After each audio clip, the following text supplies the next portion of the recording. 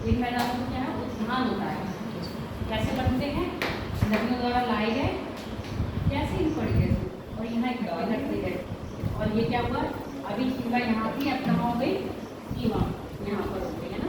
जैसे अपना प्राइवेट भारत है, जैसे पठारी है ना, मैदानी नहीं है, तो नदियों द्वारा वो मिट्टी लाई गई, उससे क्या हुआ, तटीय मैदान बन गया।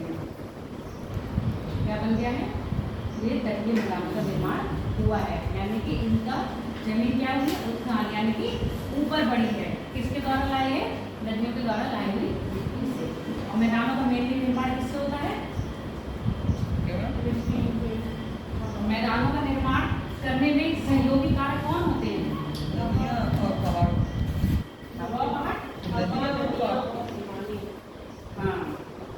पवन, हिमानी और नदी। पवन कैसे, पवन कैसे आती है,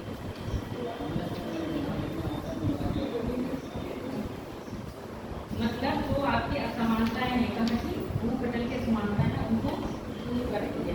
उस स्थान से मिट्टी ले जाके कहाँ, निम्न स्थान यानी कि गड्ढों में भर देती है, जिससे क्या होता है, एक मैदान का निर्माण होता है। दूसरा क्या था, अपर्दनात्मक ना, अपर्दनात्मक में क्या हुआ था, अपर्दनात्मक में सहायक आपकी तीनों चीजें थी, कौन सी, हिम और नदी और पवन। इसके अंतर्गत हमने दो चीजें पढ़ ली थी, कौन कौन से हेडिंग पढ़े थे, तो संप्राय मैदान, ऐसे मैदान जिसको क्या कह रहे हैं, पेनी प्लेन, पेनी प्लेन कह रहे हैं। पेनी प्लेन को कह रहे हैं, नदियां क्या कर रही हैं, अपने मार्ग में आने वाले पठार पर्वतों को क्या कर रही है, काट रही है, और काट के क्या कर रही है, अपने अम्लीय में अपने समतल को प्राप्त कर लेती हैं। ऐसे जो समतल को प्राप्त कर रही है, ऐसे मैदान को क्या कह रहे हैं, पेनी प्लेन। ठीक, और जो बीच में नदियों के बीच में चट्टान दिखती है कभी कभी, उनको क्या कहते हैं, देखो इसी तरह के क्वेश्चन आएंगे। अब इस तरह के ऑब्जेक्टिव आएंगे, जैसे आपको नाम याद नहीं हो रहा, टफ नाम होते हैं, तो क्या है, थोड़े से एक ट्रिक, जैसे मैंने क्या बताया था, चिल्लाने में अलास्का की सबसे ऊंची चोटी कौन सी है, तो पूरे नॉर्थ अमेरिका की बात करें तो सबसे ऊंची चोटी कौन सी थी, बताया था ना, मिकल्ले, उसको क्या कह रहे हैं, मिकल्ले, माउंट मिकल्ले।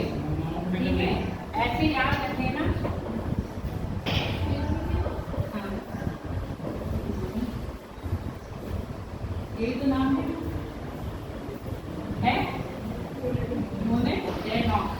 इसको क्या कह रहे हैं, जो नदी के बीच में चट्टानों का प्लेटिंग, वो ऐसे चट्टाने हैं, कहीं कहीं नदियों ने अपना रास्ता तो बना लिया बहने के लिए, और बीच में हमें कभी टापू दिख रहे हैं, चट्टान दिख रही है, उनको क्या कहेंगे, आपसे कभी पूछा जाएगा कि मैनोमीटर क्या है, यह नदियों द्वारा बीच बीच में तो उठा हुआ स्थान या चट्टान दिखती है, उसको क्या कहते हैं, ऑप्शन दिए जाएंगे और नाम दे दिया जाएगा। ठीक है, इस तरह के क्वेश्चन होंगे। और दूसरा क्या बताया था, एक कौन सा पढ़ा दिया था, हिमानी निर्मित, हिमानी निर्मित मैदान। हिमानी निर्मित मैदान कौन से थे, जैसे आपका हिम से, हिम जब पिघलती है तो अपने साथ भाग्य को क्या करती है, निचले भागों में जमा कर देती है, और उससे क्या है, आपके हिम निर्मित मैदान बनते हैं, जैसे आपका स्वीडन हो गया, नॉर्वे स्वीडन हो गया, और कनाडा के कुछ मैदान हो गए। इतनी बात क्लियर हो गई। अगली है आपकी है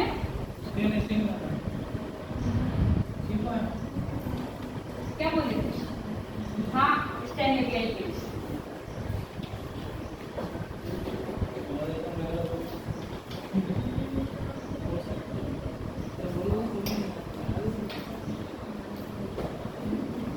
मरुस्थलीय मैदान, मरुस्थलीय मैदान का निर्माण कौन कर रहा होता है, इसका उसने एग्जाम्पल में बताया था। मेनली ऐसा जो मैदान होते हैं, मरुस्थलीय मैदान, उनको कौन बनाता है, हमेशा ज्यादातर योगदान किसका होता है, योगदान सबका होता है, कुछ दुर्गम किसी का होता है। अच्छा ये बताओ मुझे, अब पढ़ता ना कक्षा के कारण जो दूर स्थित मैदान होते हैं, तो बहुत दूर तक मैदान बनते हैं, उनमें किसका सहयोग होता है? कौन उसकी मदद करता है मैदान बनाने में? ज्यादा दूर तक मलबे को पानी ले जाएगा, मतलब नदियां अपने साथ ले जाएंगी या हवा ले जाएगी? हवा के साथ कौन है और नदियों के साथ कौन है?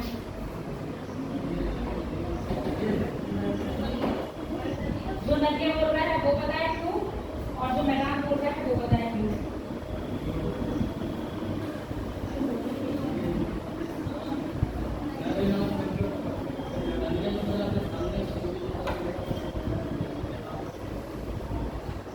तुमको पता है नदियां क्या पर्वतों से निकल रही है और जाके कहाँ मिलती है?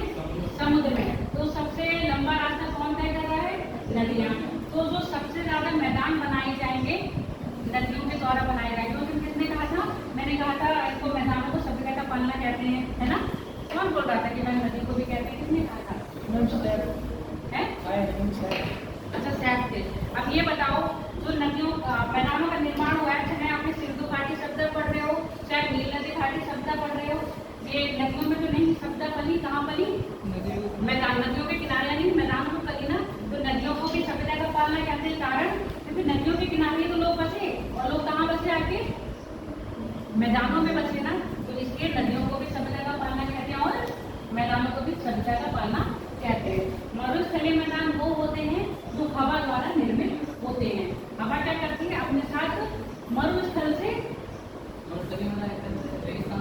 हाँ, तो रेगिस्तान में पाए जा रहे हैं। जैसे आपका थाल मरुस्थल, तो मरुस्थल है तो कैसा है? मैदान है ना। अब मान लो हम रह नहीं सकते, पर एक फील्ड तो है, अब उसे ऊंची हो और नीची हो। इसी में एक अच्छा किसी का एक एग्जाम्पल, मतलब कोई टाइप हुआ है, दोनों सुनता हूँ, मतलब है इसी में दूसरे में। एक हो गया आपका कास्टर,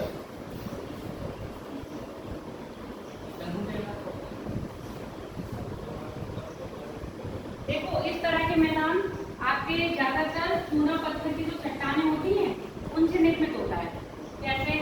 चूना पत्थर होता है, पानी में चूना घुलनशील होता है, होता है कि नहीं? तो जब ये चूना पानी में घुलनशील, मतलब ये चट्टानें पानी में घुल जाती हैं, तो जब पानी बह के जाता है तो ये मैदानी क्षेत्र में गिरा देता है ना। तो मैदानी क्षेत्र में गिराने से ऐसे कास्टर मैदानों का निर्माण होता है। इसका एग्जाम्पल है आपका पिथौरा। हाँ, पिथौरा गढ़।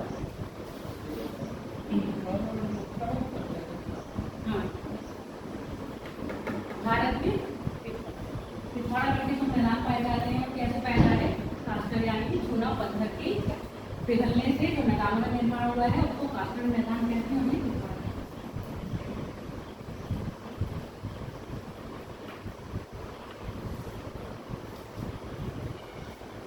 अभी जो मैंने पढ़ाया वो कैसे पढ़ाए? अपरणात्मक, है ना?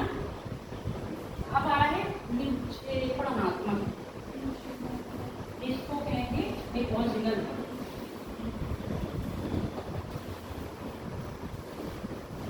अब इस तरह के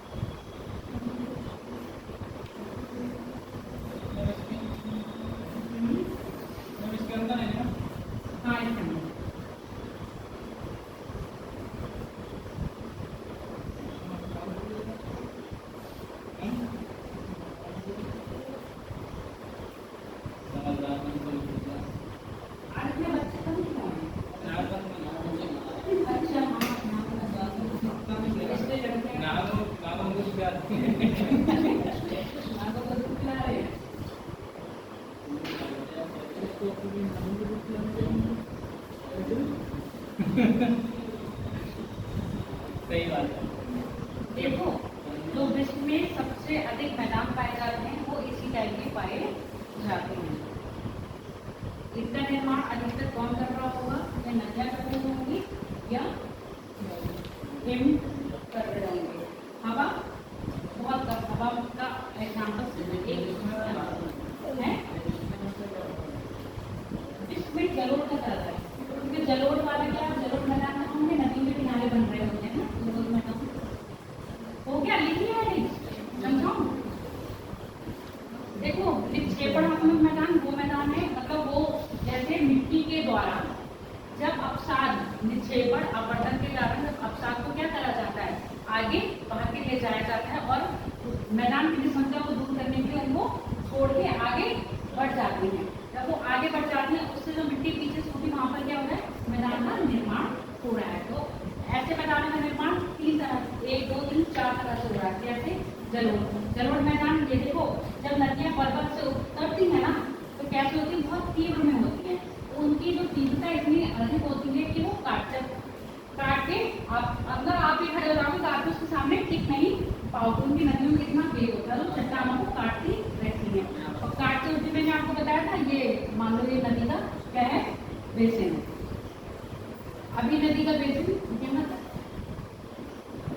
अभी नदी का जो प्रवाह है वो शांत है। और बरसात के दिनों में देखते हो नदियां क्या होती हैं, अपने पूरे उफान पर होती हैं। कारण क्या होता है, एक तो बरसात यानी कि गर्मी होती है तो बरसात होती है अधिक पहाड़ों पर, और दूसरा क्या है, गर्मी के कारण ग्लेशियर भी पिघलते हैं। सर्दियों में जबकि आप नदी का लेवल देखोगे इतना नहीं होता है, कारण क्या है, ग्लेशियर भी जमते हैं तो पिघलता इतना नहीं है, तो पानी कम आता है नदियों में। और दूसरा बारिश नहीं होती है तो पानी नहीं रहता है। अब जब बरसात के टाइम पर नदियों का क्या है, उफान होता है, तो ये अब पानी का लेवल क्या है, ज्यादा हो गया।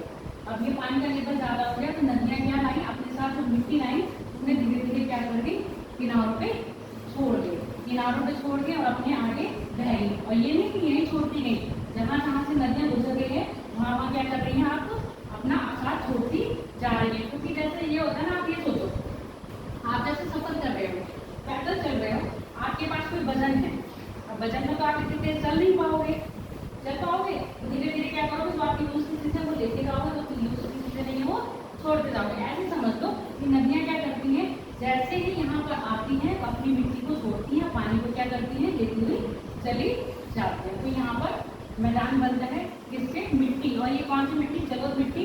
आपकी जो क्या होती, ज्यादा उपजाऊ होती है ना, तो आप अधिकतर जो खेती बाड़ी देखोगे उत्तर भारत में गंगा यमुना के द्वार पर देखोगे, गंगा या जमुना के द्वार पर देखने का कारण क्या है, यहाँ पर नदियों के द्वारा हर साल क्या होती है, मिट्टी लाई जाती है। जो नई मिट्टी होती है उसको कहते हैं जलोढ़। ठीक है, मिट्टी मतलब जलोढ़ मिट्टी तो है, उसमें एक टाइप है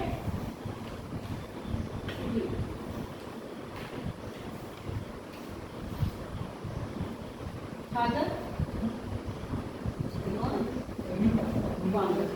ठीक है। खादर मिट्टी क्या है, नवीन मिट्टी है। नवीन मिट्टी जो बरसात में नदियों द्वारा लाते हैं और इसके ऊपर डाल देते हैं। अब मान लो पानी यहाँ तक आया तो मिट्टी जो नई मिट्टी आई वो यहीं तक आई, इसके बाद में जो मैदान होगा यहाँ पर होगा कि नहीं होगा, यहाँ पर ये मिट्टी नहीं पहुँच पाई, जो नई मिट्टी थी वो यहाँ नहीं पहुँच पाई, तो ये पुरानी मिट्टी को क्या कहेंगे, बांगर। ये जलोढ़ मिट्टी के 2 प्रकार है, खादर और बांगर। खादर मिट्टी क्या है, जो नदियों द्वारा हर साल लाई जाती है और मैदानी क्षेत्र में छोड़ दी जाती है। और वाटर मिट्टी क्या है, जहाँ पर जो हर साल नहीं बदलती है। ठीक है, और मान लो ये नदियों ने मिट्टी लाए और यहाँ छोड़ दिया, अब इनको थोड़ा सा दूर ले जाने का काम थोड़ा कुछ और भी तो करेंगे, वो क्या कर सकता है, वो कौन करेगा, हवा, है ना।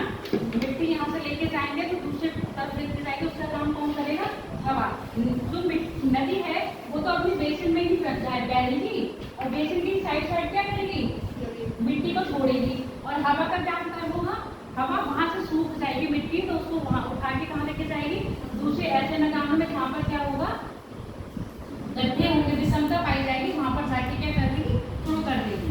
समझ में आ गया जलोढ़ मिट्टी का। अब बात करते हैं अब और ये मेनली क्या होता है, हिम द्वारा बनाई जाती है। ये मैदान क्या बनाएंगे, हिम द्वारा। अब आप ये सुन लो, हाँ बोलो, कुछ कहना है?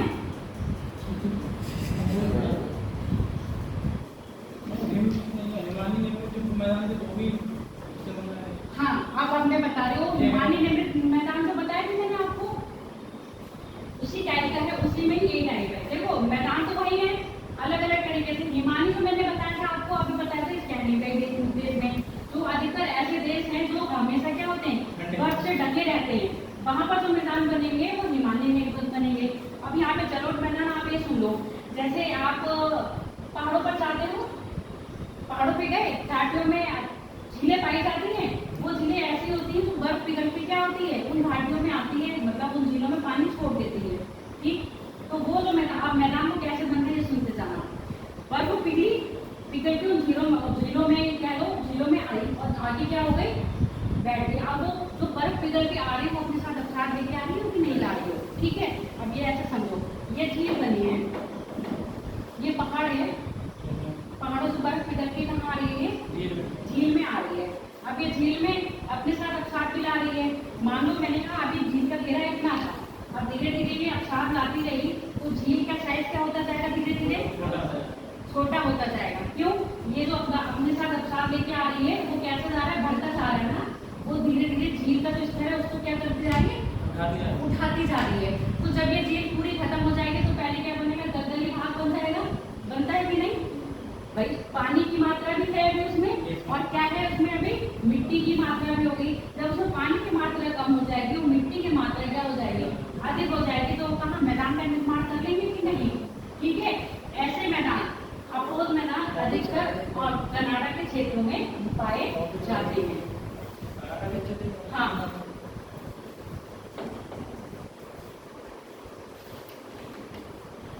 समझ में आ गई मेरी बात?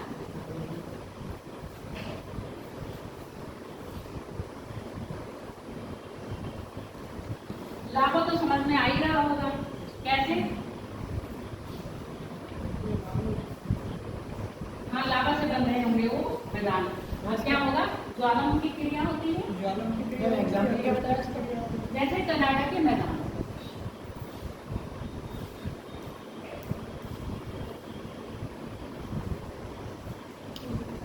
अभी तो मैंने ये चीज आपको झीलों वाली बताई है ना, इसी में से क्वेश्चन पूछूंगी, तो ये याद रखना।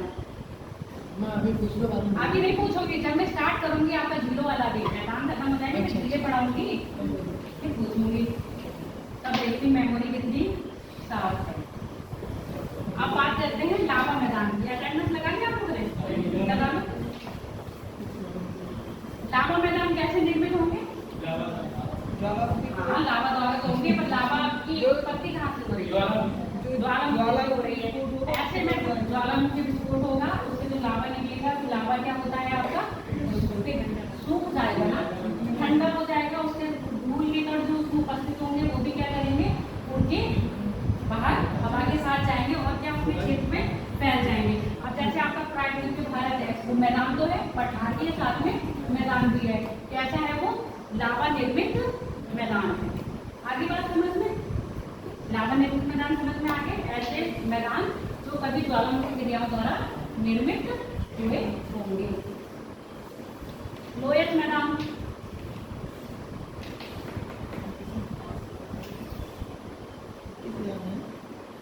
अभी मैंने बताया था कि मरुस्थल के टाइप यहाँ पर है। मरुस्थल में तो मिट्टी होती है, मरुस्थल में जो रेत होता है उसको हवाएं क्या करती है, बहुत दूर तक लेके जाती है, मतलब मरुस्थल के क्षेत्र से बाहर ले जाके फैला देती हैं। तो बाहर ले जाके जो फैला देंगी, वो उससे जो मैदान का निर्माण होगा उसको क्या कहेंगे, लोयत मैदान। ठीक हो गया, मैदान क्लियर हो गए। अब आपके जो घास के मैदान भी जाते हैं, ठीक, घास के मैदान, उसके तो नाम पता होगा आप लोगों को, जैसे कि आपकी फरमाइश है मैडम, मैं आपको बताना। घास के मैदान से आइसलैंड हो जाएगा है, ये तो आपके प्लेन मैदान हो गए। जैसे हम पढ़ेंगे अपने भारत का गंगा जमुना का दो, आपका नॉर्थ में क्या होता है, हिमालय, हिमालय के बाद आपका फिर जो मैदानी क्षेत्र आता है, उसके बाद पठारी क्षेत्र आता है। अब आप चीन में जाएंगे तो चीन में तिब्बत का पठार है, तिब्बत के पठार के मंगोलिया हो, आपके गोभी का मरुस्थल है, ठीक है, गोभी का मरुस्थल होने के बाद फिर आपके मैदान भी है। अब गोभी का मरुस्थल है और टमाटर है, कौन सा है दूसरा?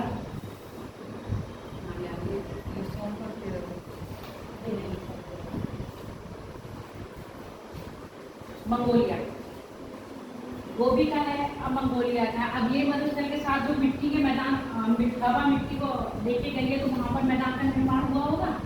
इस तरह के आपके मैदान, ये मैदान पढ़ाए हैं। घास के मैदान में आपके कौन कौन सी घास है पड़ी है विश्व में? घास के मैदान, अब ये मत क्या करना मैम, ये तो घास है, ये वाली मैदान। अच्छा, कश्मीर में घास को क्या कहते हैं? गुलमर्ग देखने जाते हो और क्या देखने जाते हो? गुलमर्ग हो गया और एक मर्ग और है, तो जो मर्ग होती है, मर्ग कश्मीर में घास को कहा जाता है, क्या कहा जाता है? मर्ग। पंपास कहाँ पाए जाते हैं? पंपास घास है, कहाँ पाई जाएंगे बताओ? अच्छा, तो पहली बार तैयारी नहीं कर रहे थे, आगे कर चुके हैं, बताओ कर रहे हो तैयारी? पहली बार कर रहे हो या कर रहे हो थे? हैं? अब कर भी रहे होंगे ना, कभी कह देंगे आप पहली बार कर रहे हो। बताओ पंपास के मैदान कहाँ पाए जाते हैं? पंपास ये एग्जाम में आते हैं आपके, पेरी टाउन्स। अभी मैंने मैदान बताए थे, अब ये घास के मैदान है। हालांकि ये मैप में बताऊंगी आपको, पर मैं अभी तक आपका थोड़ा सा बेस जानना चाह रही हूँ। आप मुझे बता दो, ये मिलाने को आए हैं, घास के मैदान है सारे, ये मिलाने को आए आपके एग्जाम में, इधर नहीं लिखेंगे, बताओ फटाफट।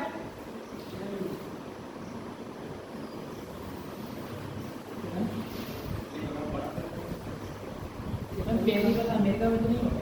पेरी वाला अमेरिका में,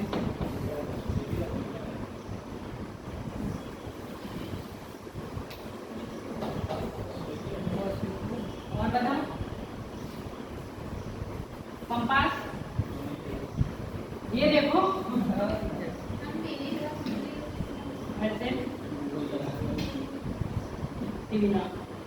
टाउन्स, ऑस्ट्रेलिया, ये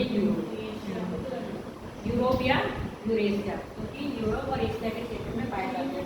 या यूरोप कहेंगे या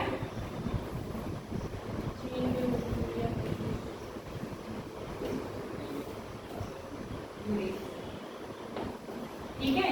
घास के मैदान किसमें पढ़ाएंगे हम आपको? मैथ पर। इसके अलावा और भी हैं, और बताओ, और भी मैदान है घास के? हाँ, कहाँ पाया जाता है लाओस? बताओ। कोलंबिया या बोलंबिया? Colombia, Laos. और देखो सवाना, सवाना कहाँ पाए जाते हैं? अफ्रीका। ठीक है, अब आप बात करते हैं हम झील की।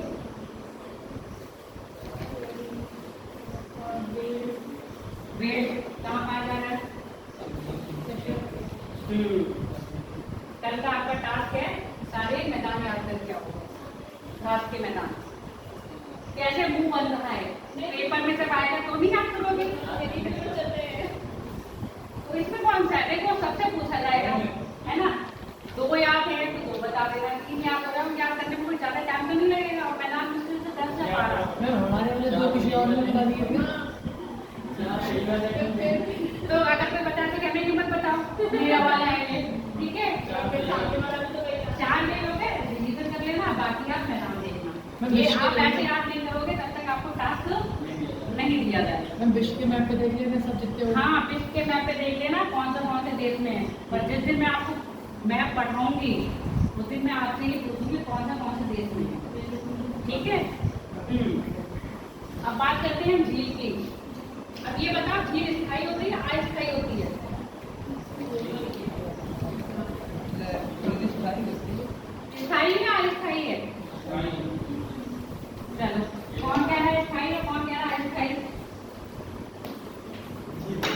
ये कह रहे हैं स्थाई, और बाकी सब अस्थाई के साथ हैं। ये किसी कारण से द्वारा सबके हो गए। बैग में ले जाना घर। अस्थाई है या स्थाई है? चलो स्थाई है तो क्यों है?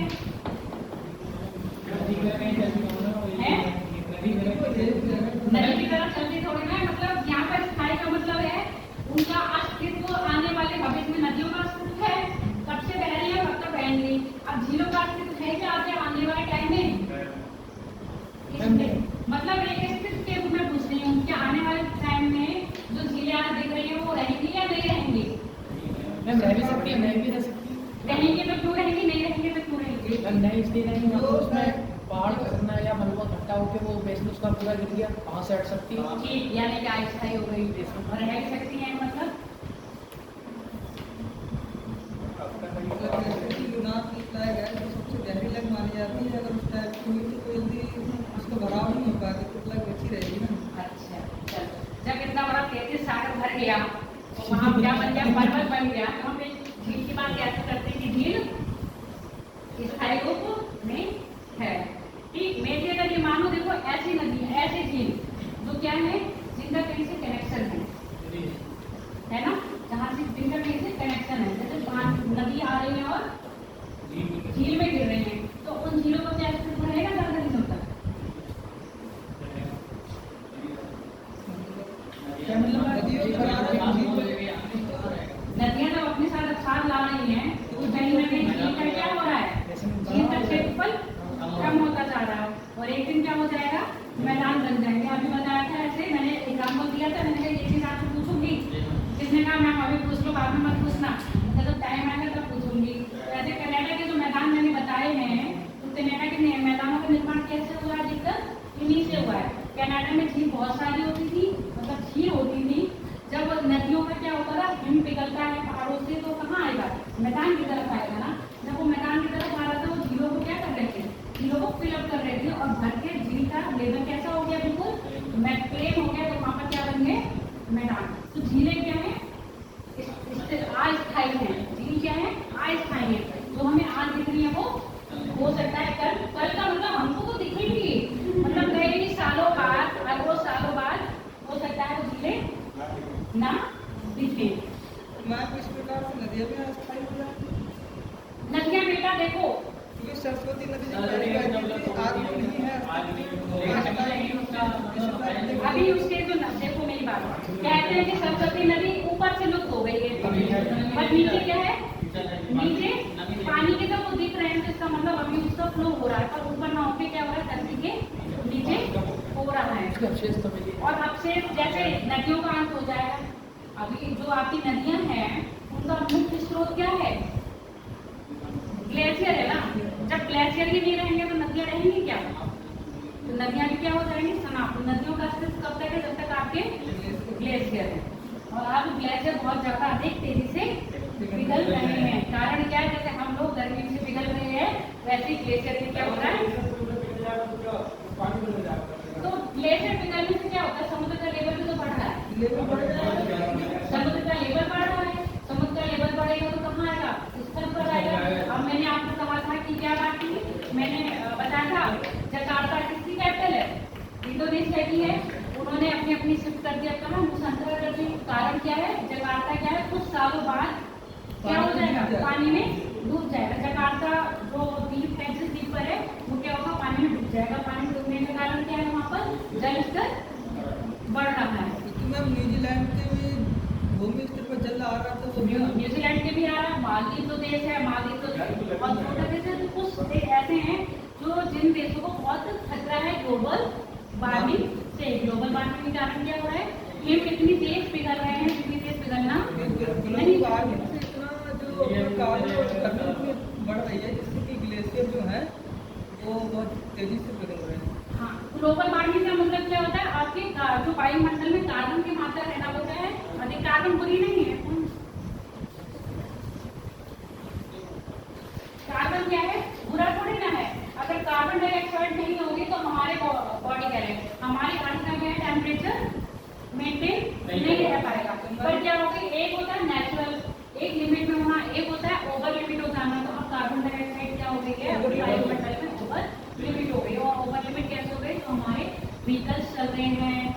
हमारे जो फैक्ट्रीज हैं इनसे निकलने वाली गैसें क्या हो रही है वायुमंडल में है। कार्बन क्या काम करता है, हम कह रहे हैं ना कार्बन हमारे वायु तापमान टेम्परेचर के लिए, कारण ओजोन परत का क्या कर रहा है, नहीं बताओ। बीएससी वाले बता सकता है।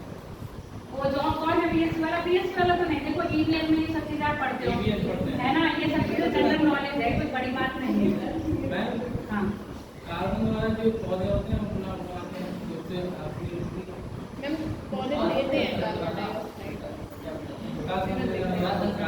हाँ देखो जब पृथ्वी पे ना प्रकाश का टकराती है, टकरा कर रिफ्लेक्टेड होकर बाहर जाती है ना, तो ये कार्बन के जो कण होते हैं इसको बाहर जाने नहीं देते हैं, तो ये क्या प्रकाश को यहीं अवशोषित कर लेते हैं, इसलिए हमारी पृथ्वी क्या रहती है टेम्परेचर। अगर ये प्रकाश बाहर चला जाएगा तो हमारी पृथ्वी गर्म नहीं हो पाएगी। भाई प्रकाश आया और टकरा के चला गया, उसको लिया तो नहीं, जब हमने उसको लिया ही नहीं तो हम गर्म कैसे हुए, बात समझ में आ गई, जब हमने उसको लिया ही नहीं तो हम गर्म कैसे हुए। तो हमारे सौरमंडल में जो CO2 है वो क्या करती है, प्रकाश की किरणों को जाने से मतलब एक तरह से उसको ब्लॉक कर लेती है, सबको नहीं, कुछ चली जाती है कुछ रह जाती है। जहाँ CO2 के कण क्या है प्रकाश से टकराएंगे, फिर इसे टकरा के फिर से क्या हो जाते हैं वो पृथ्वी के धरातल पर आ जाते हैं। आगे बात समझ में, CO2 क्या करती है ये काम, CO2 कहीं ना कहीं हमारे वायुमंडल में हमारे जो, अगर ऐसा ना होगा तो पृथ्वी हमारी क्या होगी ठंडी रहेगी, जैसे आप रात में कहते हो ना ठंडी रहती है, ठंडी होने के कारण प्रकाश नहीं आता है। जहाँ हमारे पृथ्वी पर, पूरी पृथ्वी पर तो आता है, मतलब जिस तरफ सूर्य नहीं है उस तरफ प्रकाश नहीं आता है। कहाँ से टॉपिक कहाँ पहुँच गया, ठीक है।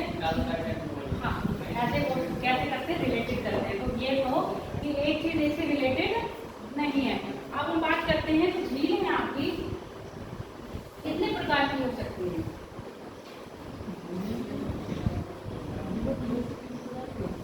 अब ये मत कह देना क्योंकि मैंने 4 बनाए हैं तो 4 प्रकार की होंगी, हो सकता है ज्यादा हो सकता है कम हो। अब तक आपने झीलें सुनी होंगी ना, कैसे सुनी है, झीलें तो पृथ्वी के बनने से पहले मतलब पृथ्वी का निर्माण हो रहा था उस समय जब बनी थी उल्कापिंड के टकराने से उस प्रकार की झीलें। कुछ झीलों का निर्माण जो पृष्ठ के हटने से जो नीचे जमीन धंस जाती है उसके अनुसार होता है। हम कुछ खतरे में और कुछ कृत्रिम रूप से बनाई जाती है। हाँ कुछ प्रकृति प्रकृति से, और लड़कियों को कुछ नहीं आता है, सब लड़कों को ही आता है। झीलें बड़ी है नहीं, घूमने तो बहुत जाओगे कि हम इस लेक पर गए थे, हम इस लेक के किनारे, तो लेक के बारे में पता होना चाहिए कौन सी लेक के गए थे, उसका स्वभाव क्या है, वो स्वभाव में मीठी है या खारी है, ठीक है। तो एक हम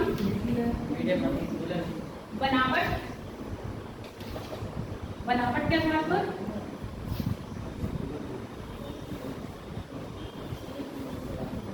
स्वभाव के आधार पर, बुलर झील आती है जम्मू कश्मीर, मीठे पानी भारत की, चिल्का झील खारे पानी की, सबसे बड़ी झील भारत की उड़ीसा में, ठीक।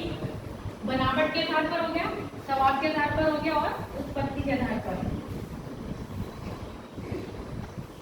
ये हेडिंग डालो, 3 प्रकार है। अब इनके अंदर भी है ना, इनके अंदर भी है, ये तो मेन हेडिंग है। इनके आधार पर हमने क्या बांटा है, झीलों को बांटा है।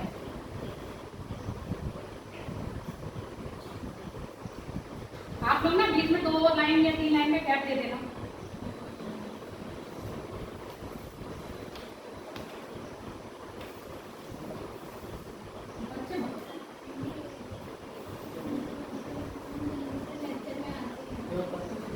पहले नहीं आते हैं, आज दूसरे में चले जाते हैं। मतलब अगर आप कहने का मतलब आपकी जो कैपेसिटी है मतलब 1.5 घंटे के 1.5 घंटे ज़्यादा नहीं है। 1.5 घंटे उसका कारण नहीं है, कारण दूसरा है। कोई भी कारण हो, देखो मैं बता रहा हूँ, जब वो कारण क्या होता है ना, आप कारण ले लेते हो, इस कारण से नहीं, इस कारण से नहीं, क्लास जरूर लेनी चाहिए, ठीक है। क्लास जरूर लेनी चाहिए, कभी ना कभी कुछ ना कुछ ऐसा होता है कि हमें नहीं पता होता है। कितना भी मैं कह रही हूँ हमें कितना भी आता है, पर मैं अभी भी सीख रही हूँ। मैम एक डर शब्द होता है ना, 50% बच्चों के मन में सेकंड क्लास के लिए डर बन गया है। कि वो सब तो से पूछते रहते हैं पढ़े अब ये बताओ, मैं भी आपको क्वेश्चन पूछ के नहीं बता पाती कि मैं आपको चट मारती हूँ? नहीं सर मारते हो मैं तो फिर मारते सर भी नहीं होंगे। अब वही वाली बात है ना, जैसे एक दिन क्वेश्चन पूछ के आ रहे हैं, मैं उससे क्वेश्चन पूछ के हम नहीं बता पाए, भैया क्लास क्या कर देगा? इसमें मेरा नहीं फायदा, घाटा किसका हो रहा है? आपका ही हो रहा है ना? आप इतना, अब ये चलो ठीक है, आप किसी को लगता है कि मैं ये पढ़ा रही हूँ, हालांकि पेपर में ये चीजें नहीं आएंगी, हालांकि पेपर में ये चीजें नहीं आएंगी। ऑब्जेक्टिव में क्या ये सब चीजें किसमें आती हैं? रिटन में आती हैं। जब आपसे पूछा जाएगा झीलों के बारे में बताइए, तो आपको झीलों का क्या करना पड़ेगा? वर्गीकरण करना पड़ेगा। झीलें कितने कितने प्रकार की होती हैं और किस किस आधार पर झीलों को बांटते हैं। अब आपसे एग्जाम में तो चीजें पूछ लिया जाएगा।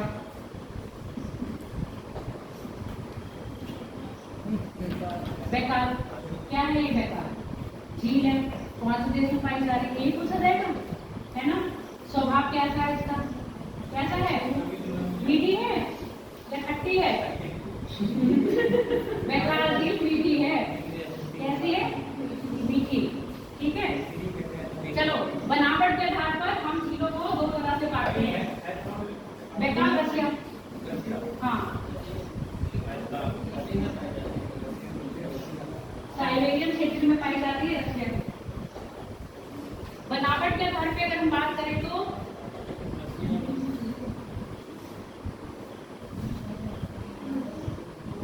प्राकृतिक और कृत्रिम। प्राकृतिक और कृत्रिम मतलब जो प्रकृति के द्वारा निर्मित हुई हैं स्वतः ही, और कुछ ऐसी हैं जो मानव ने बनाई हैं। मानव कैसे झील बना ले? गड्ढा खोद के? नहीं, गड्ढा खोद के बन सकती थी। अच्छा, ये अपने टमाटर के सामने तालाब है, इसको हम झील कह सकते हैं? तालाब कहेंगे, झील कहेंगे? वो तो अपने सोच की बात है। झील का भी क्या होता है भाई? चारों झील की संज्ञा किसको दी जा रही है? तो चारों तरफ से भू से क्या होता है? घिरा हुआ, वही तो झील है। जो भू से घिरा हुआ नहीं, उसको हम झील नहीं कह सकते ना, उसको हम क्या कहेंगे? सागर कहेंगे ना, सागर। और सागर, महासागर, अब ये तो हालांकि चैप्टर आपको उसको बना मिल जाए। जब एक छोटा जल संधि, जल का लिंक किसी बड़े सागर या महासागर से होता है तो उसको क्या कहेंगे? सागर। उससे जो रिलेटेड होगा, जैसे आपका भूमध्य सागर है और अटलांटिक सागर, अटलांटिक महासागर। तो भूमध्य सागर का जल किसमें जा रहा है? या ऐसे कह लो अटलांटिक महासागर का जल किसमें आ रहा है? आगे बात समझिए, सागर और महासागर की संज्ञा सिर्फ कैसे दी जा रही है? आपके वाटर लिंक, वाटर लिंक के साथ साथ आपके भूस्थल, मतलब आप ये देखो प्रशांत महासागर है, महासागर को क्यों कह रहे हैं? उसका जो जल राशि है बहुत ज्यादा क्षेत्र में है और भूखंड उससे बहुत हजारों किलोमीटर दूर पर है। मतलब कि आपके जो सागर होती है वो क्या होती है? उनके जो भूखंड होता है उनके पास में ही होता है, ज्यादा दूर नहीं होता। उनकी जल राशि क्या होगी? महासागर से कम होगी और गहराई के मामले में भी क्या होंगे? कम होंगे।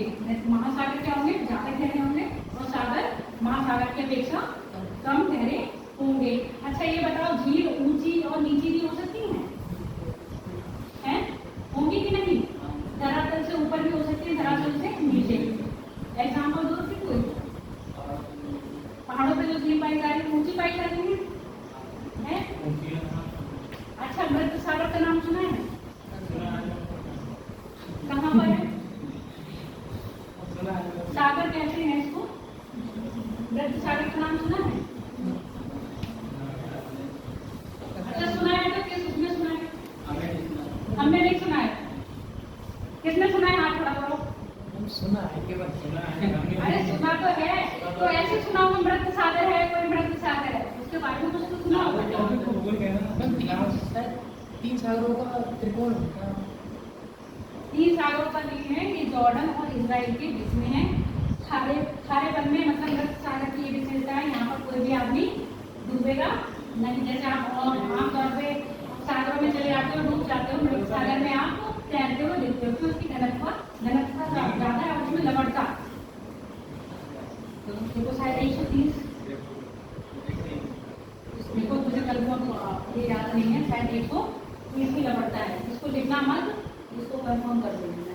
इसकी लवणता क्या मानी जाती है? लगभग 130। इसमें जो खारापन है वो ज़्यादा पाया जाता है। और ये क्या है? मृत सागर जो धरातल है ना, उससे कहीं नीचे पाई जाती है। तो अगर आपसे पूछा जाए नीचे झील कौन सी है आपकी? मृत सागर। ठीक है, तो टॉपिक से भटक जाते हैं। प्राकृतिक झील वो है जो प्रकृति ने बनाई है। एग्जाम्पल दे दो कुछ झीलों के नाम तो बहुत सुने होंगे, भारत का दे दो। वो इसमें नहीं आएगी बेटा, वो आपकी इस पर आ जाएगी। हाँ, बनावट के आधार पर प्रकृति और प्रकृति। जैसे आप नैनीताल जा रहे हो, नैनीताल में झीलें मिलती हैं। नैनीताल में कौन कौन सी झीलें हैं? झीलों के नाम याद है नैनीताल की? कितनी झील है नैनीताल में? झील एक देखिए, जो देखिए वही बता दो। नैनी झील है, भीमताल है, और कौन है? फुलपा ताल है। ये सारे जितने भी ताल बन रहे हैं, झील बन रहे हैं, वो कैसी है? प्राकृतिक है। ठीक है, ऐसी आपकी जो अभी मैंने लिखी थी, कौन सी लिखी थी? बैकाल। ये भी क्या है? प्राकृतिक है। ठीक है, कृत्रिम झील बताओ।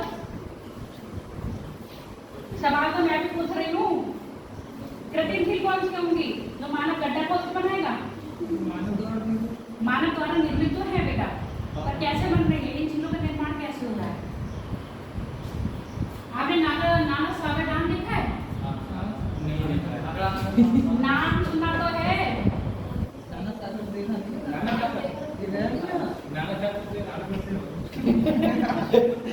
नाने पट्टी नहीं गए हो? गए हैं। तो इतनी बड़ी जल राशि है, उसको एक झील का नाम दे देंगे। अब किसने बनाया हो? प्रकृति ने बनाई है क्या? मानव निर्मित है। यानी कि हम नदियों का पानी डैम बना के रोक लेते हैं, उसके पीछे जो चीज बनती है, जैसे ये मैंने डैम बना दिया, डैम कैसे मान लो एक तो या 3D बनेगा नहीं। ठीक, ये नदियां बह रही हैं, ये मैंने पानी क्या कर दिया? यहाँ पर रोक दिया। इसके पीछे जो जलाशय बन रहा है, उसको हम क्या नाम दे रहे हैं? झील का। और ये कैसी झील होंगी? आपकी मानव निर्मित होंगी। एग्जाम्पल, आपने अपने यूपी में एक झील है,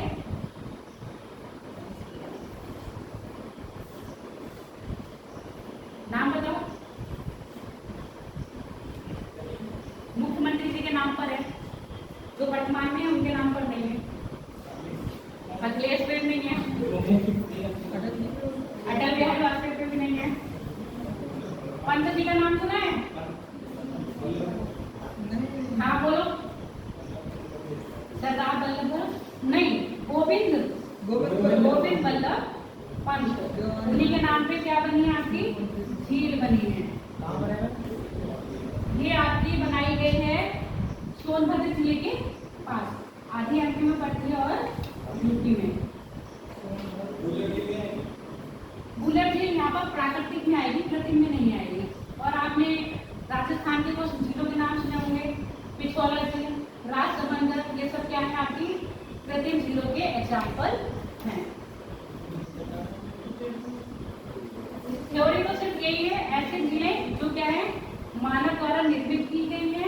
और ये ऐसी झीलें जो प्राकृतिक रूप से क्या हुए? धरातल पर बनी है। उसके साथ आपके एग्जाम्पल। सवाल क्या रखते हैं? लिख लो राजस्थान। ये तो एक हो गया गोविंद पंत, और दूसरी हो गई आपकी पिछोला झील, पिछोला, राजसमंदर, ये सब राजस्थान की चीजें हैं। जो मैम कृत्रिम वाला आपने उदाहरण दिया, हाँ मैम ये समझ नहीं आया। देखो, आपने भाखड़ा मंडल बांध सुना है ना? भाखड़ा मंडल बांध के पीछे भी गोविंद सागर बन रहा है। ठीक है, तो ये जहाँ पर नदियों का पानी रोक के उसको देखो, जो आपकी जो मैम रोक के स्टोर कर रहा है, वो तो बांध की श्रेणी में, बांध की श्रेणी में आ रहा है, पर उससे झील भी तो बन रही है। मैम तो फिर ऐसे तो सब बांध झील हो गए। हाँ, सब बांध झील हो गए, पर कुछ को हम झील की संज्ञा दे रहे हैं, कुछ को नहीं दे रहे। फिर ऐसा क्यों? बताओ क्यों? पीछे जलवायु घटी हुई होगी। जब राशि इकट्ठी हो रही है तो अभी मैंने क्या कहा वो देखो, एक तरफ तो हम पानी निकाल रहे हैं, झील को हम क्या दे रहे हैं जहाँ पर ऐसा है। अब देखो एक जहाँ पर हमें मैदानी क्षेत्र मिल रहा है झील हम वहीं पर निर्माण कर सकते हैं, जहाँ मैदानी क्षेत्र मिल रहा है वहीं पर झील निर्माण कर सकते हैं, जहाँ पहाड़ी क्षेत्र मिल रहा है हम डैम तो बना सकते हैं क्या वहाँ पर। अब देखो पहाड़ी क्षेत्र में क्या हो रहा है, नदियाँ आती है पहाड़ से, इधर भी है इधर भी है, यहाँ पर हमने क्या कर दिया डैम का निर्माण कर दिया, पानी जा रहा है पर यहाँ जो पानी रुक रहा है, एक क्षेत्र घिर रहा है पर एक पानी का तो वो है साधन। यहाँ पर झील में हमने पानी तो बना दिया, नदियों का पानी बनाया पर मैदान उसने क्षेत्र घेरा है। अब जैसे आप मैंने आपको नाना सागर डैम का एग्जाम्पल क्यों दिया, वो डैम भी है और झील भी बता रहे हैं। उसमें अगर हम बात करें नाना सागर डैम जो बन रहा है कौन सी नदी पे बनाया है, दोहा पे बनाया है। दोहा नदी में तो पानी आता है, नाना सागर डैम जो बनाया गया है वो कौन सी नदी पर बनाया गया है, बताओ। तुम लोगों को पीने की जानकारी नहीं है। दोहा में पानी तो आता है जब वो तो बनाते आता है डैम से आता है, डैम में पानी कहाँ से आता है बताओ। चलो शारदा नदी थोड़ा थोड़ा सही पहुंचे। शारदा नदी की नहर है, नदी है, बताओ नदी के साथ कौन है, नहर के साथ कौन है, नदी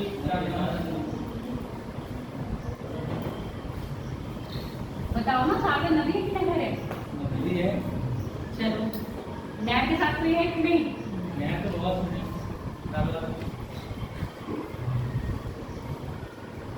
मैं नहर के साथ हूँ। कोई बात नहीं। अब बोलो क्यों, शारदा नहर है कि नदी है बताओ। मैंने कहा मैं नहर के साथ हूँ, आप नदी के साथ हो, आप नदी बता रहे हो तो क्यों है नदी वो बता दो मुझे। मैम आप नहर की बात नहीं, वो आप हम बता वो मैं आपको बता रही हूँ, मैं तो यहाँ बताने के लिए हूँ। हाँ शारदा नदी में पानी आता है, हाँ वो पहाड़ों से आता है, ठीक। नदी वो नदी हो गई। काली नदी सुनी है, काली नदी का नाम सुना है, ये काली नदी बॉर्डर पे बहती है, कौन कौन से देश के बॉर्डर पे बह रही है, नेपाल और भारत के बीच में क्या करती है, एक प्राकृतिक सीमा बनाती है। आदि नदी कहाँ पर है, नेपाल में, और आदि नदी कहाँ है, भारत में है। इस नदी का पानी इस नदी से ही एक नहर काटी गई है, उसका नाम है, और ये उत्तर प्रदेश की सबसे बड़ी नहरों में से एक है, क्योंकि इसका जो लेवल है वो क्या है ज्यादा है, इसलिए हम उसको क्या है नदी की संज्ञा दे रहे हैं। काली नदी से एक नहर काटी है जिसको कहते हैं शारदा नहर। अब ये जो हमारा नागरमता डैम बना है तो इन्हीं के पानी को रोक के बनाया गया है। मैम टहरी बांध कह सकते हैं? हाँ टहरी बांध कह सकते हो, टहरी बांध कौन सी नदी पे बना है, नाम लोगे तो मैं पूछ भी लूंगी, टहरी बांध बताओ तो कौन सी नदी पे बना है, ये उत्तर प्रदेश की सबसे बड़ी नहर है। हाँ और जो किससे काटी है, काली नदी से काटी हुई है। मे भी आप कह लो ऐसे आप जैसे कई झीलें हम क्या होते हैं मत्स्य पालन के लिए बना देते हैं, तो वो भी तो झीलें होती हैं कि नहीं। और जैसे आपके राजस्थान में जो अधिकतर झीलें पाई जा रही हैं वो कैसी पाई जा रही है, खारी झीलें पाई जा रही हैं, उनका उपयोग क्या किस लिए कर रहे हैं हम, नमक उत्पादन के लिए। आगे बात समझिए, तो झीलों का जो हम निर्माण कर रहे हैं यानी कृत्रिम झीलें जो बन रही हैं उनको कहीं ना कहीं किस उद्देश्य से, व्यापार के उद्देश्य से, या आपके बिजली आपका जैसे डैम बनता है तो डैम से क्या है हम बिजली उत्पादन भी कर रहे हैं, परियोजनाएं चलाते हैं, साथ ही साथ आपकी कौन सी कृषि से निर्मित परियोजनाएं भी चलाते हैं। तो कृषि से संबंधित अब जैसे नहर काटने का मतलब क्या है, नदी का एक भाग था, नदी एक तरफ जा रही है, उधर बह के कहाँ चली जाएगी, समुद्र में। अब इसका पानी हमें तो नहीं मिल रहा है, इसके पानी को यूटिलाइज करने के लिए हम क्या करेंगे, बीच से इस नहर निकाल देंगे, जिसका पानी जितना सारा मतलब 100% जा रहा था यहाँ पर, अब 100% ना जाके थोड़ा कुछ % जाएगा, बाकी कहाँ चला जाएगा, नहर में। अब इस नहर से भी हम और नहरें काट देंगे, छोटी छोटी नहरें काट देंगे, तो छोटी छोटी नहरें काट के ये क्या होगा, अभी हमारे जो इतने मैदान बन रहे थे अब कृषि का क्षेत्र क्या बन रहा है, ज्यादा हो रहा है। तो जो और ये जो हमने जलाशय बनाया है, अब पहिया पानी बह जा रहा है, हमें उसका उपयोग तो नहीं मिल रहा है, तो इसलिए हम क्या कर रहे हैं, इस पानी को स्टोर कर ले रहे हैं। इस पानी को स्टोर करने में हम क्या करेंगे, मछली कर लेंगे, इससे मत्स्य पालन कर लेंगे, और पानी को क्या है कृषि के काम में ले लेंगे। ठीक है, ये जो परियोजनाएं चलाई जाती है, नदियों पर जो परियोजनाएं चलती हैं उनको क्या कहा जाता है, एक उद्देश्य परियोजना या बहुउद्देशीय परियोजना। सोचना। कुछ होती है जो एकल उद्देश्य में होती है, कुछ बहुउद्देशीय होती है। अधिकतर कैसी होंगी? बहुउद्देशीय परियोजना होंगी। ठीक है, कहाँ से कहाँ टॉपिक पहुँच जाता है। आप बात करते हैं स्वभाव की। स्वभाव मतलब मेरा स्वभाव कैसा है? अच्छा। खट्टा मीठा। तो ऐसी नदियों के पानी का भी स्वभाव होता है। कैसा होगा? या स्वभाव में नदियाँ खारी होंगी या ओह सॉरी झील। नदियाँ तो हमेशा मीठी होती हैं। अच्छा, नदियों के मीठे होने का कारण? मैम ये कारण मैं पूछने नदियों के मीठे होने का कारण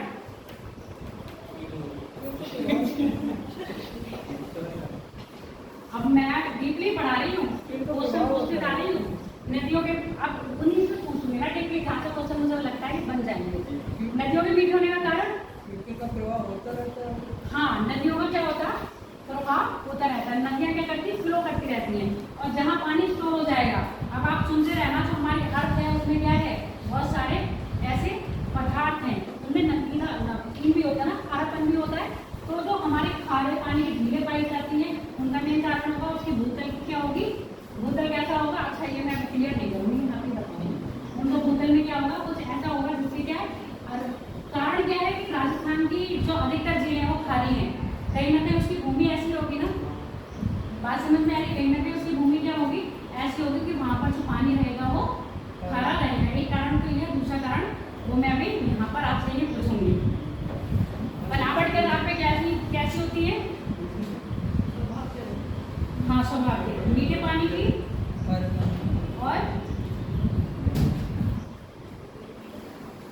खारे पानी की। हाँ बोलो, अरे बोला करो। चक्की क्या चल रही है? चक्की चल रही है पानी में। वो बचपन में देखा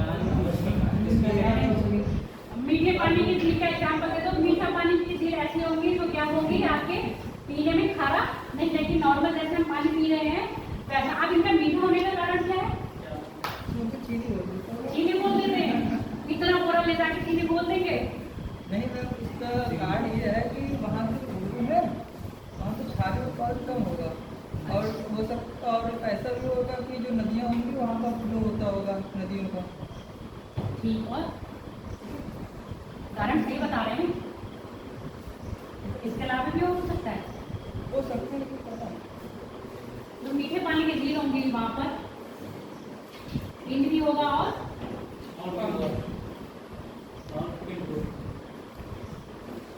ठीक है, इंद्र भी होगा और भी होगा। इनका मतलब नदियाँ अपना पानी ला रही होंगी और ये झील से पानी कहीं बाहर जा रहा होगा। तो ऐसी क्या होंगी आपकी नदी? जो झीलें बनेंगी वो कैसी होंगी? मीठी। सबसे अच्छा, विश्व की सबसे, ये तो सबको पता होगा नॉर्मल, मीठे पानी की विश्व की सबसे बड़ी झील कौन सी है? हद हो गई है भैया, विश्व की पूछ रही हूँ मैं, विश्व की। उसको मत पढ़ो, वो पेपर में क्लियर करवाएगी। और वो अगर लिखा भी होगा तो मैं बताऊंगी क्यों लिखा होगा। नहीं, हाँ बोलो, तुम सही चाह रहे हो। अच्छा, जो याद आया वो बता दो, आगे मैं बता दूंगी।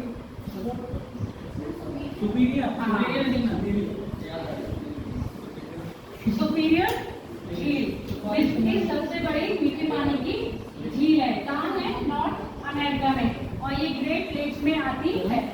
मतलब 5 महान नदियों का एक समूह है। अब ये मीठी क्यों है? किसी नदी का पानी इसमें आया, इसने अपना पानी कहाँ आगे आने वाली झीलों में पानी क्या कर दिया? गिरा दिया। ठीक है, भारत में पूछा जाए मीठे पानी की झील, वुलर झील। भारत में मीठे पानी की सबसे बड़ी झील कौन सी है? वुलर। एग्जाम्पल लिख लो और कारण अगर दिमाग में याद रख पाओ तो रख लेना, नहीं रख पाओ तो लिख लो।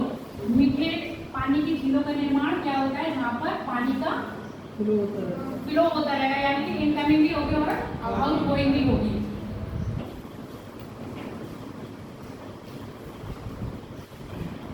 एग्जाम्पल लिख लेना, भारत में वुलर और विश्व में कैस्केडिंग सुपीरियर।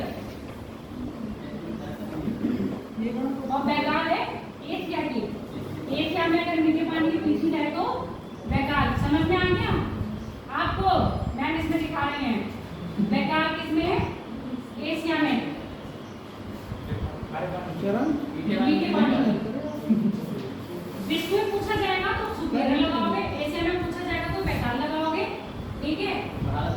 भारत की पूछी जाए तो कूलर लगाओगे। अब बात करते हैं खारे पानी की। कुछ तो इससे वो हो गया होगा। खारे पानी की झील कैसे बन रही है? जहाँ पर इनपुट तो होगा और आउटपुट नहीं होगा, यानी कि नदियों का पानी झील में तो आ रहा होगा पर झील का पानी बाहर नहीं जा रहा होगा। तो इसमें क्या होगा? पानी कैसा होता जाएगा? खारा। खारा होने का कारण उसके भूतल पर अवस्थित पदार्थ। एग्जाम्पल दे दो खारे पानी की झील के नाम। आप सही दिया है। और ये सबसे बड़ी है क्या? एशिया की विश्व की सबसे बड़ी खारे पानी की झील है कैस्पियन। और अगर हम भारत की बात करें तो चिल्का अभी है ना वही सब। मैं भी ये अच्छा, कैस्पियन आपके एशिया में पड़ती है। और अरे कितनी बार बताया कैस्पियन सागर है। सागर इसको सागर कहा जाता है क्योंकि इसका क्षेत्रफल, हालांकि क्या है ये जुड़ी हुई है ना, पर ये क्या है, इसमें सागर की संख्या इसलिए दी जा रही है क्योंकि इसमें जो क्षेत्रफल है इसका ज्यादा है, इसलिए इसको कैस्पियन सागर कहते हैं, झील नहीं। और खारे के पूछे जैसे कभी याद ना रहे कैसे याद करना है कि कौन सी है, तो कैसे पिए इतना पानी खारा है झील का, कैसे पिए? तो कैस्पियन। और कहाँ है? एशिया में, ठीक है। और यूरोप, और अच्छा एशिया और यूरोप को क्या करती है?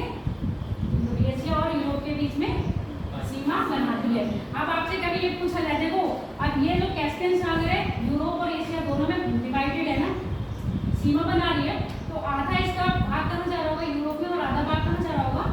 एशिया में। तो ये कहने का मतलब यूरोप और एशिया दोनों की है ना, ठीक है। जबकि बेकार झील कैसी है? पूरी एशिया की है, ठीक है। कभी कभी आपसे एग्जाम में जैसे पूछा जाता है, नाम दे दिया जाए कि विश्व की सबसे बड़ी झील कौन सी है, ठीक, तो आप कैस्पियन सागर ही लगाओगे, बेकार नहीं लगाओगे। अगर कैस्पियन नहीं है तो बेकार सबसे बड़ी हो जाएगी। अगर मैं एशिया में भी पूछ लिया जाए, एशिया में सबसे बड़ी झील कौन सी है, कैस्पियन दिया जाए या बेकार दिया जाए, तो आप क्या लगा के आओगे? कैस्पियन। अगर कैस्पियन नहीं दे रखा है तब आप क्या लगाओगे? बेकार। और बेकार झील सबसे गहरी है, मतलब जो डूब गया उसका क्या आ गया? काल आ गया। तो सबसे गहरी झील पूछी जाएगी कि सबसे गहरी झील कौन सी है आपकी? बेकार। और सबसे ऊंचाई पर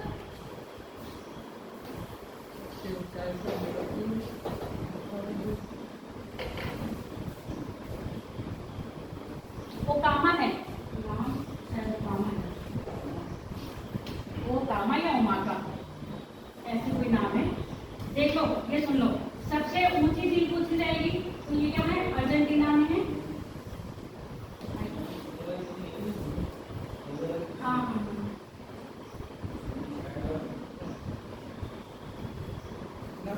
नाम क्या?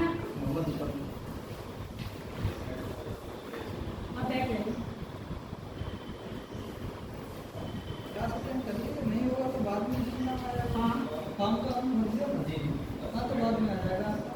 मोहम्मद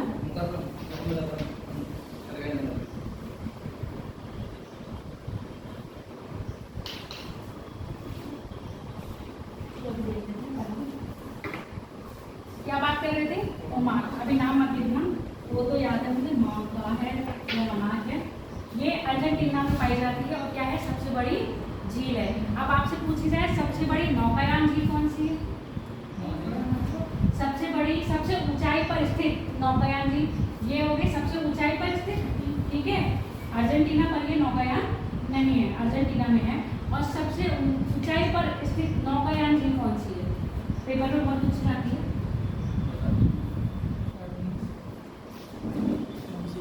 अभी तो नाम बहुत ले रहे थे, ये काका वो काका, रामनी का नहीं है। टीटी काका, टीटी काका दक्षिण अमेरिका और एंडीज पर पाई जा रही है। और कौन से दो देश के बीच की बॉर्डर है? ये तो मैं बोल रही हूँ ना, ये सब लिखते जाना। टीटी काका, ये सर्वाधिक ऊंचाई पर अवस्थित नौकायान झील, नौकागाम झील कह लो। पेरू और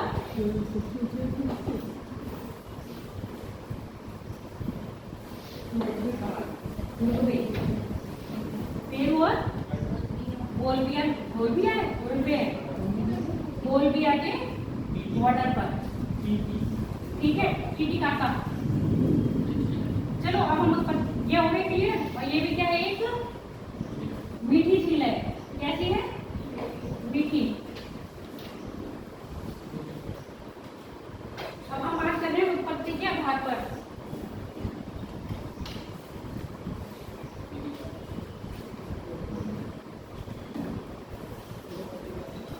बता दो कितनी हो सकती है, थोड़ा आइडिया दे दो। बहुत पता है आप लोगों को भी। अब ये मत कहना मैम जितनी लाइन आप बना रहे हैं वो कितनी हो सकता है, कम में कम हो सकता है, ज्यादा भी। इसमें अपना नाम ऐड कर दो, यहाँ से जगह भी नहीं है, यहाँ पीछे दबा दो, अपना नाम ऐड कर दो और जिनके अटेंडेंस मिली अपना देख कर बताओ बेटा उत्पत्ति के आधार पर कौन कौन से हैं?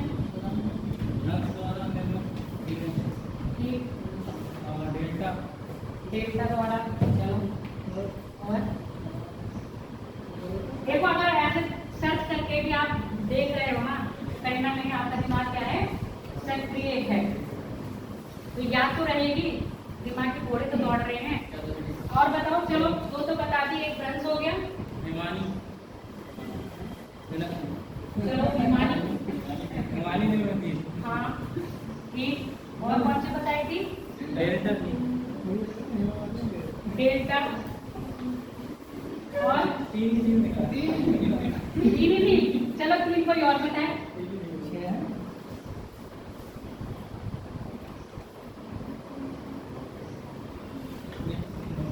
एक ने भी अपना नाम बताया था, और भी है, ये नहीं है।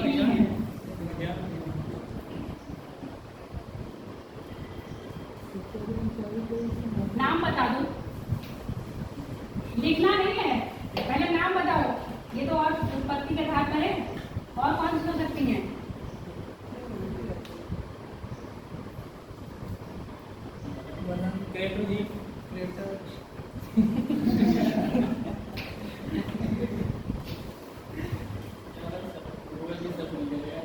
चलो चलो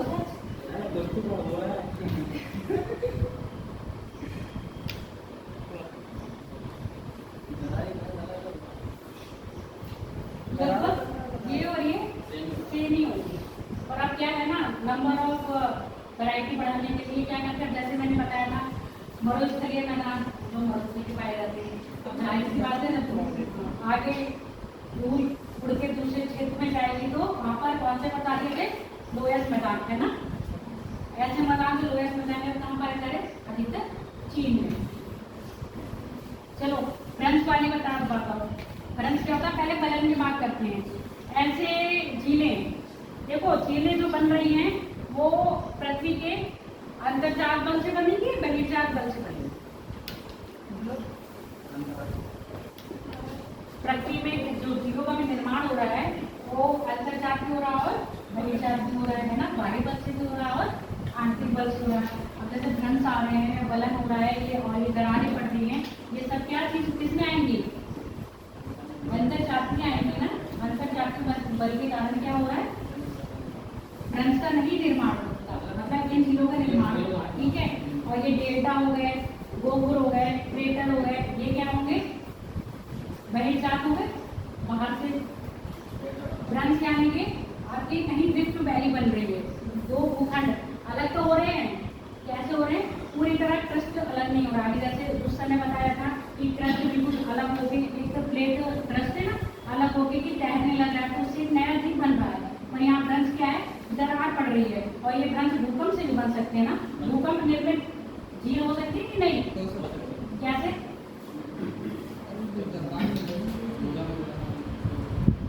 बताओ कैसे? भूकंप आते हैं तो दरारें पड़ जाती हैं, दरारें पड़ के उन दरारों में क्या पानी जाएगा? नहीं, पानी बरस गया तो पानी भर जाएगा, और पानी भर गया तो क्या बन गई? वो झील बन गई। तो भूकंप द्वारा भी क्या होती है? आपकी झीलें निर्मित होती है। भ्रंश यानी कि जब दो भूखंड में दरार पड़ जाएगी, भ्रंश बन जाता है, तब भी क्या होगा? ये भ्रंश अधिकतर कैसे बनेंगे? तनाव के कारण बनते हैं ना। तो भ्रंश बने तनाव के कारण, उसमें भी क्या बन गया? आपका पानी भर गया। अब देखो झील क्यों बन रही है, बार बार मैं बता रही हूँ। झील बनने का मतलब क्या है? चारों तरफ भूखंड होगा, बीच में ही का खंड क्या होगा? डाउन होगा, और यहाँ पर पानी आने का स्रोत हो भी सकता है और नहीं भी हो सकता है। अब जैसे आपका ये तालाब है, झील है, झील तो है ना, और इसमें पानी आने का स्रोत क्या स्रोत है? बारिश या आपका दूसरा क्या हो सकता है? अरे आप खेतों में पानी लगाते हो, खेतों में पानी कैसे लगाते हो? ट्यूबवेल से लगाते हो। और ट्यूबवेल में पानी कहाँ से आता है? जमीन से। तो झीलों का निर्माण, जो पानी आ रहा है उसको कहाँ से मिल रहा है? या फिर झीलों नीचे भूमि से मिल रहा है या फिर बारिश से मिल रहा है? आगे बात समझ में? तो अब यहाँ पर जो भ्रंश बन रहे हैं, या उनका जो पानी आ रहा है, या तो नदियों से मिल रहा होगा, या तो उसको जो आपके भू में है पानी उससे मिल रहा होगा। तो ऐसे क्या हो गया? आपके झीलों का निर्माण हो गया, बनन हो गया, भ्रंश हो गया। हिमानी का बताओ, बहुत बार बता चुकी हूँ। हिम पिघल के कहाँ जा रहा है? गड्ढों में जमा हो जा रहा है, उसको क्या कह रहे हैं हम? हिमानी झील। और ये जो झील बता रही हूँ, ये सब कैसी होंगी? खट्टी या मीठी?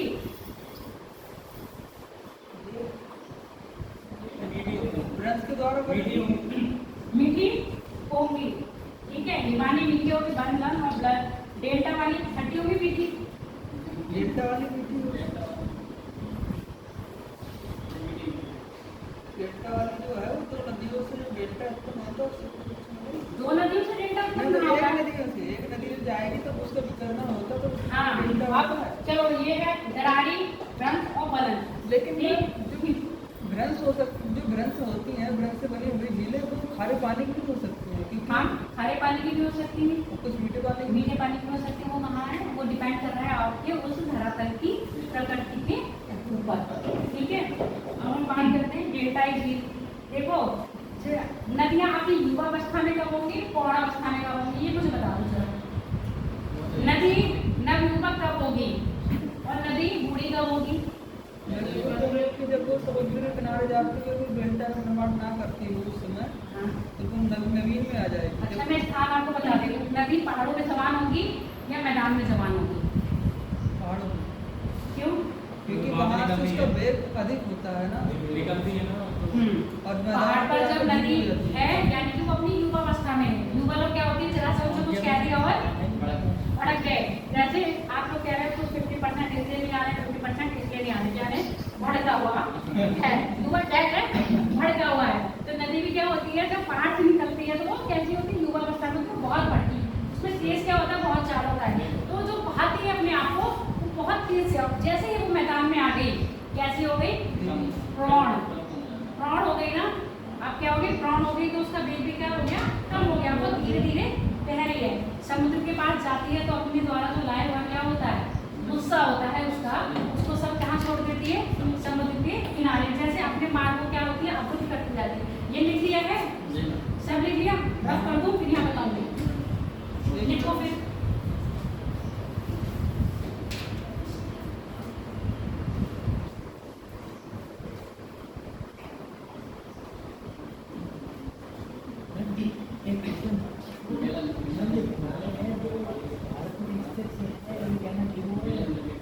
हिमालय की बात करें तो हिमालय देखो 7 देशों में निकलता है।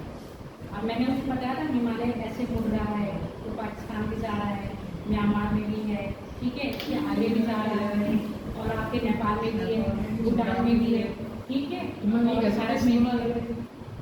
हाँ, नेपाल देखो, अभी कभी आपसे पूछा जाए एग्जाम में कि निम्न में से भारत में सबसे बड़ी जो श्रृंखला है, पर्वतीय श्रृंखला है, वो कौन सी है? पश्चिमी घाट दे रखा हो तो पश्चिमी घाट क्या ना कि हिमालय पूर्णतः भारत में अवस्थित नहीं है। जैसे एंडीज पढ़ाया था, रॉकीज पढ़ाया था, ये सब देशों में जा रहे थे ना, किसी एक देश में उसका विस्तार नहीं था। हम उसी देश की बात करते हैं। अगर भारत का जैसे अरावली का विस्तार है, भारत में, भारत से बाहर नहीं है। ठीक ऐसे आपका पश्चिमी घाट है तो उसका भी विस्तार कहाँ पर है आपका? क्या भारत में किसी अन्य देश में नहीं है। तो भारत की बात करी जाएगी तो पश्चिमी घाट हो जाएगा। और ऐसे पूछ लिया जाए निम्न में से कौन सी सबसे बड़ी पर्वत श्रृंखला है? हिमालय दिया हो तो आप हिमालय लगाएंगे, मतलब जैसे पश्चिमी घाट भी रहेगा और हिमालय भी रहेगा। पश्चिमी घाट का अगर भारत का पूछा जाएगा तब, भारत का पूछा जाएगा तब हम पश्चिमी घाट लगाएंगे, क्योंकि हमारे पूर्णतः भारत में नहीं आता है। नेपाल में भी है आपका, पाकिस्तान में भी है, भूटान में भी है, म्यांमार में भी है, ठीक है, चीन में भी आता है। क्योंकि जो आपका ये आपका ये बन रहा था, ये आपका क्या है? सिक्किम है, सिक्किम के बाद भूटान पड़ता है और ये आपका नेपाल आता है। ये छोटा सा जो एरिया है चीन में आता है। तिब्बत में भी थोड़ा सा एरिया आना है, तो इसीलिए आगे बात समझ में देखिए ना, सब मैं रब कर दूँ तो अच्छा बता रही थी मैं डेल्टा, उसको समझ लो। जैसे नदी पहाड़ से आई, मैदान में आई और मैदान में आके क्या कर रही है वो आगे। अब जो मलमल आ रही है अपने साथ, वो क्या कर रही है? यहाँ पर जमा कर रही है। अब मान लो यहाँ जमा कर दिया तो इसमें अपने रास्ता क्या करा? अवरुद्ध कर दिया। अब पानी यहाँ से नहीं जाके यहाँ से निकलेगा, फिर यहाँ से निकलेगा, यहाँ से निकलेगा, तो ये क्या बन रहा है? डेल्टा। आगे डेल्टा बना, मतलब नदी यहाँ से लेके आ रही है पानी। अब मान लो यही जहाँ डेल्टा बना रही है वहाँ पर ही कोई स्थान ऐसा होगा, क्या होगा? नीचे होगा, गड्ढे में होगा। तो जो गड्ढे में होगा वहाँ पर क्या कर लेगी? पानी भर जाएगा, पानी जमा हो जाएगा। तो यहाँ पर क्या हो जाएगा? झील का निर्माण हो जाता है। तो इसको क्या कहते हैं हम? डेल्टाई झील। डेल्टाई झील का निर्माण कहाँ हो रहा है? समुद्र तट के पास डेल्टा में, और जहाँ पर स्थल क्या होगा? नीचे होगा। और यहाँ नदियाँ क्या होंगी? वितरकार, मतलब बहुत सारे पानी में, मतलब बहुत ज़्यादा, उसकी जो शाखाएं होंगी शाखाओं में बढ़ जाएगा। एक शाखा नहीं आएगी तो बहुत होगी, तो उन शाखाओं के बीच में वो पानी कहाँ जाएंगे? गड्ढे में भरेंगे और क्या करेगा? एक झील का निर्माण करेगी। उसको उदाहरण है? उदाहरण हाँ, मिसिसिपी की है, नाम मुझे देखो बहुत हो रहा है। जो डेल्टाई झील होती है वो ज्यादा समय के लिए नहीं हो पाती है, तो उसके बाद अस्तित्व खत्म हो जाता है। हाँ, तभी तो झीलों का भी मैंने स्टार्टिंग में इसलिए बताया था। ये कैसी हो रही है? अस्थायी है, आज दिखाई दे रही है, कुछ टाइम बाद नहीं दिखाई देंगी, क्योंकि मलबल आ रही है ना। ये अभी तो झील है, थोड़े दिनों बाद क्या होगा? इसमें जमाव होगा, ये क्या हो जाएगी? मैदानी रूप में आ जाएंगी। अच्छा, ऐसी जगह पर कौन से पेड़ पाए जाएंगे? वनस्पति, जहाँ पर नदियों का जल और समुद्र का जल मिल रहा है, डेल्टा ही बन रहा है ना। तो डेल्टा वाले क्षेत्र में कौन सी वनस्पति पाई जाती है? वो वाली कौन सी? जो सुंदरवन होते हैं। सुंदरवन तो होते हैं, ठीक। सुंदरवन को क्या कहते हैं? सुंदरवन कहाँ पाया जा रहा है? सुंदरवन का डेल्टा झील पाया जाता है अपना पश्चिम बंगाल। अरे पौधों के नाम तो बता दो। मैंगो सुना है? वो मैंग्रोव है। मैंग्रोव में पाए जाते हैं। हम तट के किनारे होते हैं। हाँ। मैंग्रोव, ये ध्यान में रखो। मैंग्रोव वन की विशेषता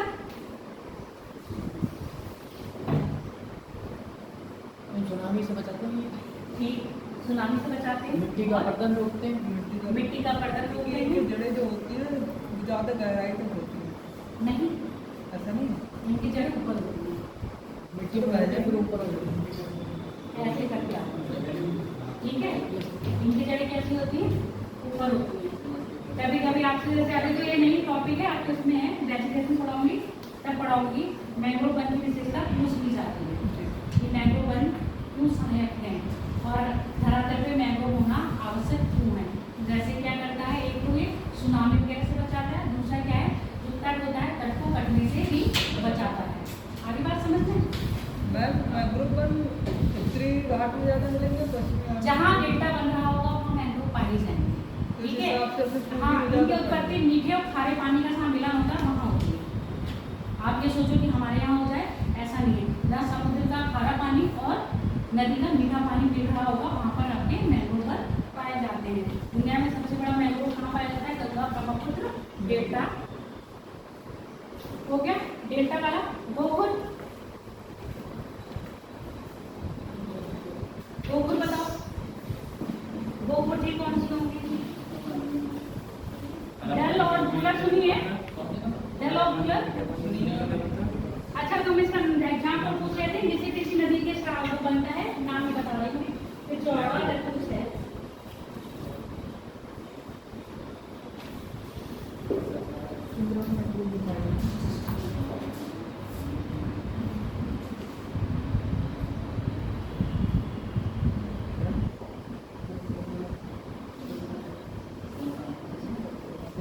डेल्टा झील है, मिसिसिपी मिसौरी। अच्छा, मिसिसिपी मिसौरी नदी कहाँ है? नॉर्थ अमेरिका की है। अपना सारा पानी गिराती है अटलांटिक में। और जैसे ये नदियाँ डेल्टा बनाती हैं, तो मिसिसिपी मिसौरी नदी है जो अपना डेल्टा बनाती है। उसका जो डेल्टा अगर हम ऊपर से देखें, जैसे किससे जीपीएस के थ्रू देखें तो कैसा दिखेगा? पंछी के पैर की तरह। तो पंछी पाद डेल्टा पेपर में पूछा जाएगा, पूछा भी गया है। मुझे लग रहा है टीसीएस 2018 और इसके क्वेश्चन पूछा पेपर में पूछा गया था। पंछी पाद डेल्टा निम्न में से कौन सी नदी बनाती है? मिसिसिपी और मिसौरी नदी का जो डेल्टा बनता है वो पंछी पाद की तरह बनता है। ऐसा लगेगा ऊपर से जैसे पंछी का पैर कैसा होता है, देखा है पक्षियों का पैर? अरे भैया कभी कभी बना भी लेते हैं, कुछ ऐसे होता है ना। तो ऐसा एक इंसान का पैर नहीं है। इंसान में इतनी उंगलियां कहाँ होती है? इंसान पक्षी का पैर ऐसा नहीं होता है, पतला सा होता है। इतनी ये मैंने मॉडल में दिखाने के लिए बनाया है, अब इतना बड़ा बना दूंगी। शेर का पतला नहीं है, ठीक है? मैं बता रही हूँ, अब ये एकदम बिल्कुल पंछी तो नहीं बना दूंगी। नाम लिख दिया, इसके एग्जाम्पल लिख दिया ना। अच्छा, गोकुल, गोकुल अभी मैंने बताया था, तो नदियाँ अपनी पूर्ण अवस्था में कब होती हैं? पहाड़ों पर। जैसे ही वो मैदान में आती है डिसर्व करने लगती है। डिसर्व का मतलब सांप को चलते हुए देखा है? कैसे चलता है? कैसे चलता है? आज नाक पसंद है ना? नाक नहीं, हाँ होगा तो क्या पूजा कर लेगा, आपके सामने डैम हो जाएगा। कैसे होता है? और डैम के आगे आप लोग सीट के ऊपर भी आ जाएंगे तो हाँ चले जाओगे। अच्छा, ज्यादा याद मत करो, पढ़ लो। विसर्ग बनाती है कैसे? नहीं बना पाए।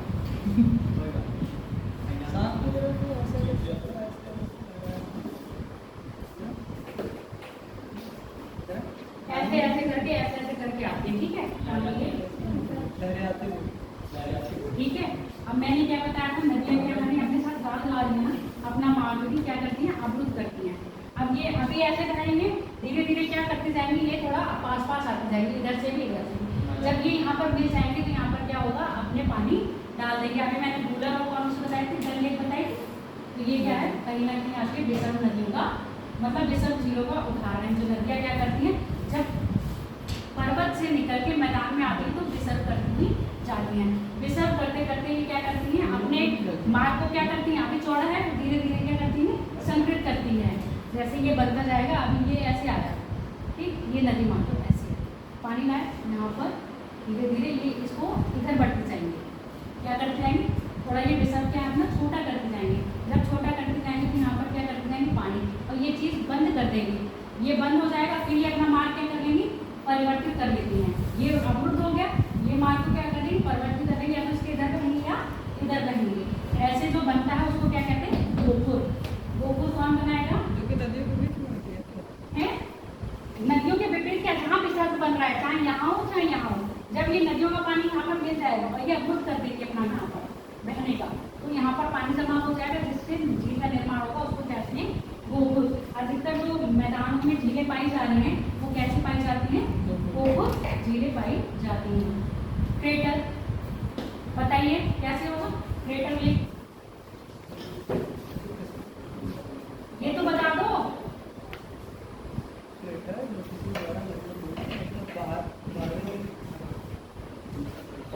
अच्छा तो मैंने अभी ये बताया था भारत में ऐसी झील है कोलेरू, डेल्टाई झील भारत में कोलेरू, तमिलनाडु कोलेरू है गोदावरी डेल्टा में।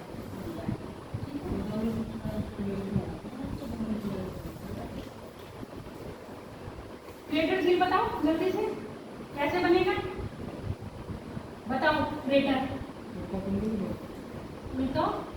विंडो द्वारा एग्जाम्पल दे दो। अच्छा तो भ्रंश वाली बताएंगी, तो भ्रंश में जो अधिकतर जो आपकी झीलें बन रही हैं वो अफ्रीका महाद्वीप में बन रही है, जैसे टंगानिका हो गया, न्यास हो गई, ये झीलें क्या है आपकी भ्रंश झीलों के उदाहरण है। अफ्रीका महाद्वीप में टंगानिका और न्यासा।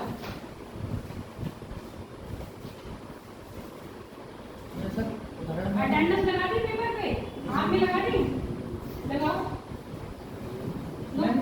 इसका क्रेटर का उदाहरण क्या है? क्रेटर का उदाहरण बता रही हूँ, विक्टोरिया लेक और महाराष्ट्र में